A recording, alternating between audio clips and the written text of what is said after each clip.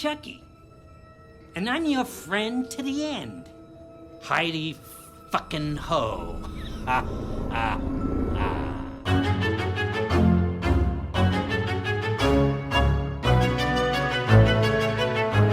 And welcome back to Chucky Queers. Sure. We are talking about episode 3, and I am Joe. And I am Trace, and episode 3 is titled, I Like to Be Hugged.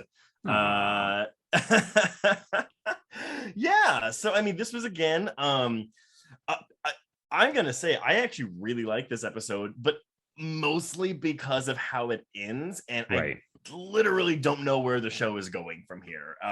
The episode, I mean, we talked about last week, how our qualms, I'll say, with having Jake become a killer, and while I thought it was kind of interesting to watch him like be a serial killer in training, I was kind of like this isn't really what I'm here to see. But watching Chucky's legs kick as he's trying to kill Lexi for a full minute. Comedic gold. We've actually already had a listener say like how much they enjoy watching Chucky's like little legs and arms do the frenetic motion. So This episode is gold for that alone. But I'm of two minds. So I do quite like all of the party stuff with Chucky at the end. And then I actually feel like this is a not good example of like a queer horror text in terms of like what's going on with Chucky and Jake for like. And let me kind of set the scene a little bit. So, we've talked a bit about how Chucky is grooming Jake to be a future serial killer, and he's doing the same with Caroline, but obviously that's taking its own unique approach. I don't know. I found this episode like deeply uncomfortable because so Chucky is telling his origin story, right? And we're getting these sporadic flashbacks. So it's not just a framing device or a bracketing device that begins or ends the episode anymore. It's like we're getting glimpses of young Charles Lee Ray. Yeah. And it's very much like this serial killer helped me to become the serial killer I would become. And now we're like, oh, and that's what Chucky is to Jake, potentially. But if you read it through a queer lens, as we are apt to do, then all of a sudden we're really talking about like older men indoctrinating young boys. Okay. Yeah. Okay. I do. Hey, I do see where you're coming from, and it's like it does and it doesn't fit. Like it's no. I again, like my issues were mostly. I mean, I enjoyed the flashbacks of this episode. My issue is I didn't think that. Like whenever we got them, because again they're done in bits, right? I think we get like 4 parts, basically every quarter of the episode, but every ad break. But it didn't really seem to thematically fit until we get to the reveal at the end of the episode, when it's like, oh, this is why we're doing this. Okay, so I get that. And I get that people may say, oh, well, it's a bit of a reach, but part of this is that Chucky is proposing this, or he's propositioning Jake using sexual language, right? So it's about his first time and what it means to kill someone, waiting for the right opportunity. And like, when you see it, and sometimes it doesn't work out and sometimes you have to wait. And I was just like, this is heavily codified language.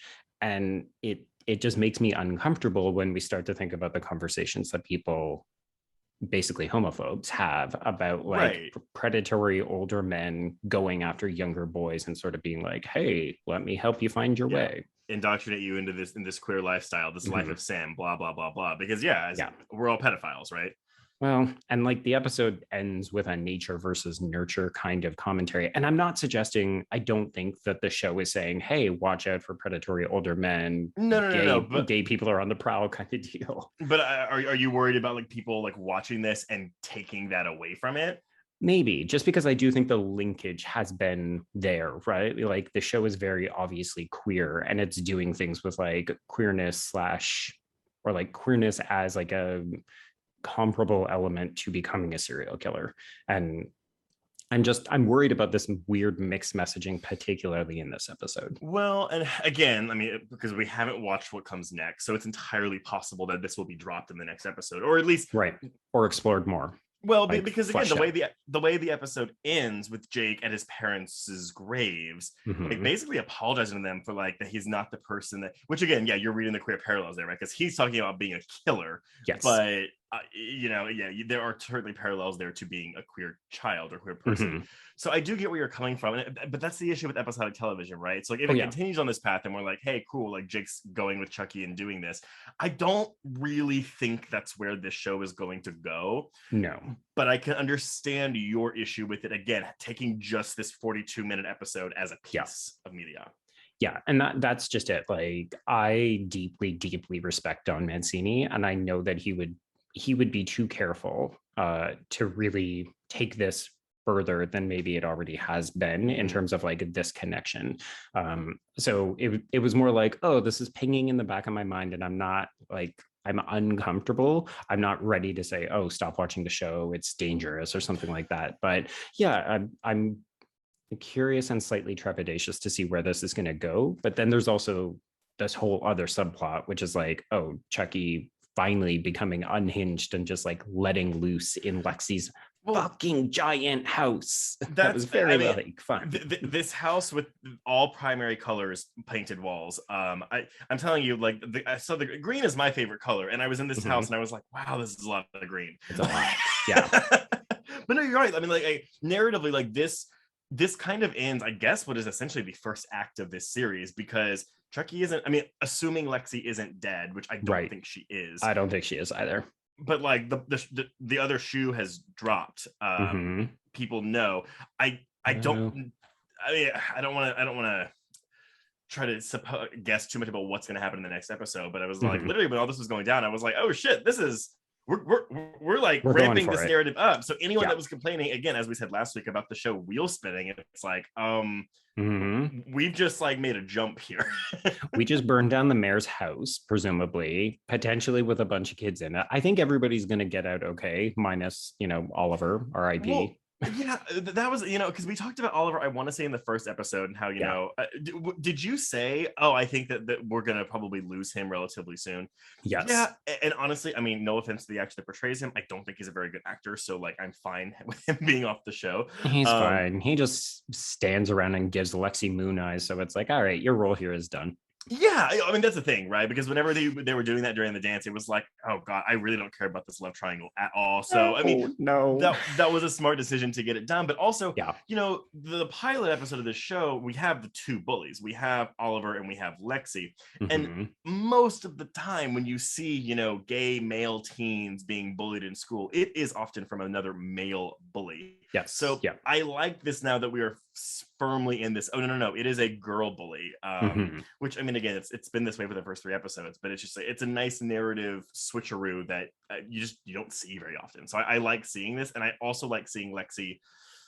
I'm not even gonna say try to be nice, but she's like, because she's obviously self-serving, but I like watching her squirm. Absolutely. I think she's hugely compelling. In a way, I almost feel like this episode is a better showcase for her than anyone else. Like, I walked out of it saying, oh, well, there's Lexi's episode, because she does get the best parts of this. And just to kind of address the fact, in case people are like, oh, well, you brought up nature versus nurture and you're not going to address it here. Like, getting to see how absolutely fucking terrible her parents are reveals a lot about how she became the person she is as well.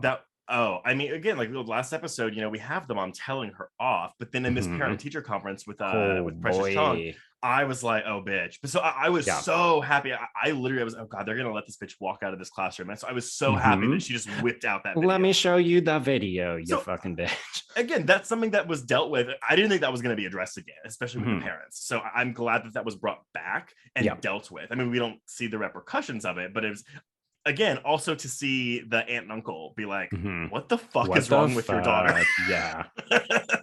Yeah, and I think that reconfirms some of the conversation we had last week about how the parents don't often know what is happening. Like, but I do love that these parents, didn't believe anything until they were shown actual proof of how awful she is, and then still presumably went to the theater, because it's important for the mayor to be seen there.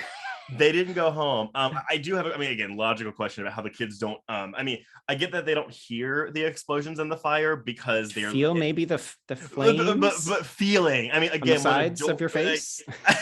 flames on the sides of their headphones. Yes. Silent discos, which I mean, had we had that in high school, oh my god, you could have Right? parties all you want and no noise complaints, period. So fun. I didn't get it because I'm old and dumb and like out of touch, and then I finally clued in. Oh, okay, that's how they're getting around. Okay, that's really funny because when we met at Fantastic Fest, there was a silent disco event at that place, yes. and I'd never heard of it before. And I was like, "What is a silent disco?" And I remember walking into the room being like, "Oh, this is weird." It is, yeah. I've actually seen it on an entire city block because back when I used to live in another town, they did it as a bit of a kind of pride event where they closed the street down and like you could bring headphones and like tune your device to a particular channel. So they had a DJ DJing in the middle of the street, couldn't hear a fucking thing, and all these people just like grooving it out. I mean, in not problematic queerness, I guess, we do have a tender moment between Jake and Devon in this episode where Devon goes, it's early on, but where Devon goes to kind of apologize and like talk about how Lexi's a huge fucking cunt. Yes. And he touches his shoulder. And it's very much like a moment for Jake. Yeah, I was intrigued by that because Jake looks both afraid and excited. And I mean, I do think that we need to kind of give credit to these young actors because I think they're both doing really good jobs. So like that name, but oh yeah. Bjorgvin, there we go, Bjorgvin, okay. And Zachary Arthur. I think they're both doing really great work at capturing the awkward, this is not sexual, this is like relationship cuteness, and it feels very age appropriate. Yeah, no, absolutely. And I get what you're saying when you say, he looks simultaneously scared but excited. I think he's scared because he doesn't want to seem like he's too upset about Lexi because he's planning to kill her. And so if he acts like he's really pissed off at Lexi, then it's gonna draw suspicion on him. So that's how I took it. But I mean, again, obviously, he's being touched by someone of the same sex that he has a crush on. So and also very publicly, right? Yeah. Like they're in the middle of a high school or a junior high here. I think it dips into slow motion whenever it touches him for a second. So I was kind of like, okay, show, we're doing this. What did you think of this chase scene in the woods? Because I was definitely like, oh no, we're doing a couples wearing the same outfit near miss. Like it took me out. I didn't mind it. I was just kind of like, this is a little dumb. Watching Jay, but again, I didn't mind it because the mere idea of, again, someone practicing trying to murder someone or someone getting ready to do a murder, especially a 14-year-old nonetheless, like it is kind of silly / upsetting and scary. So I like seeing how it felt awkward to me because this is something that should be awkward, but when he's literally has the knife out and he does not hide that knife very well. So when Junior doesn't comment on it, I was like, I guess he didn't see it, but that's real dumb. Junior's stupid. Yeah. I do also like that it kind of foreshadows the fact that Chucky will make the exact same mistake when he thinks he's going to kill Lexi and he accidentally stabs Oliver and then is like, well, fuck it. Now I got to do this. And it's a pretty brutal death too. I mean, he is stabbed a lot of times and we get to hear multiple sounds of anguish coming from Oliver's lips. Yes. Yeah.